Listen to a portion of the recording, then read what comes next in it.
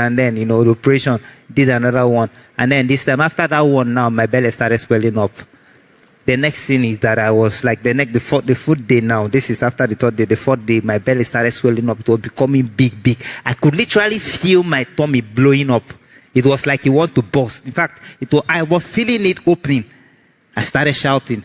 I was talking to my parents. My mom was confused. At that stage, everybody was confused. So I called my sister. Say, I need to leave this place now. They should discharge me from this hospital, take me to another place. That my belly is breaking, it's bursting.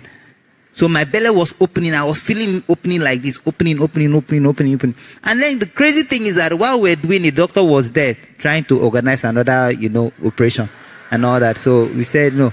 My sister said they should take me off. So immediately, finally, my dad just, they dragged me out from the hospital and then they took me to teaching hospital, Cross River State. While they took me to the teaching hospital, Cross River State, I was there. Immediately, they took me there. The consultant came in. When the consultant came in, he said, no, this boy is not just feeling like the belly is blowing. The belly wants to blow off. The belly wants to blow off, actually. So, to cut the story short, he said that what happened is that my intestines have been perforated. There are multiple holes in my intestines now.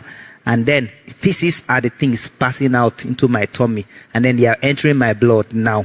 So my whole blood is filled with feces and all that. So they are looking for a way to come out and then it wants to burst. So there is a medication we need to get. And that medication, I think one of them was about 75,000, about three of them, 75,000. That one was 20-something thousand, that one was 40-something thousand. They said they need to buy it now and I have to start living on it immediately.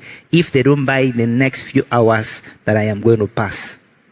So that automatically brought fear and everything. So everybody ran helter-skelter looking for how to go. So they went, saw the drugs, they got the drugs immediately. God just provided the money, they got the drugs, and then they bought the drugs for me. And then I took.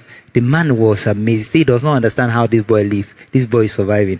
He said, no, for that they have to take me in again. So he took me in again for another operation. This consultant now took me in again for another operation. In fact, to cut the whole story short, I was operated within there 5 times in my tummy. One place was open 5 times.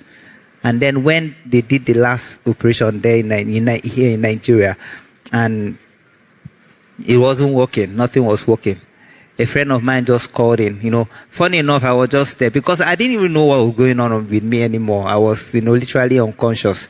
I didn't know what was going on. But the first thing I remember that I could actually see myself. I don't know what happened. Maybe through a phone or maybe through a mirror or something. I saw myself and I saw a picture of this person. The fine boy was now this. And I just started crying. So there's a friend of mine who literally every time he comes to Calabar, we will always hang around. So he came in. He's my classmate, my colleague in school. And then when he came in, he said that, he was trying to apologize that he has gone, or he does not know why he cannot see me and all that. I said, it's not your fault, it's my fault. Let me show you. So I sent my picture to him immediately. I said, look at what your brother looks like now. No. He said, no, you don't hide sickness. I don't know if it's a mistake or if it's God wanted it to, but I believe God wanted it to, so that his name might be glorified. He just posted this picture on social media and said, look at Diorok, he needs help and he needs to leave the country immediately. It wasn't up to 10 minutes, the picture went viral. The whole state, everybody, because I was a little bit famous in the state, I used to do counseling and, for most of those things. So the whole picture went viral and everybody started, people were starting, no, this is not possible, this is not possible. And the next thing, they started requesting for money and, the governor, governor of Cross River State, saw the picture. Literally, according to what I heard, he said that, he has thousands of messages, but he doesn't understand what happened that particular night. Around 2 a.m. in the morning, he saw that picture and he started crying, being a compassionate person. He started crying. As he was crying, he couldn't wait. By 5 a.m. in the morning, he was calling the Commissioner for Health to go confirm if this story is true in the hospital. And then the next day, the whole place was crowded, and then they came in, and then he made provisions for money, and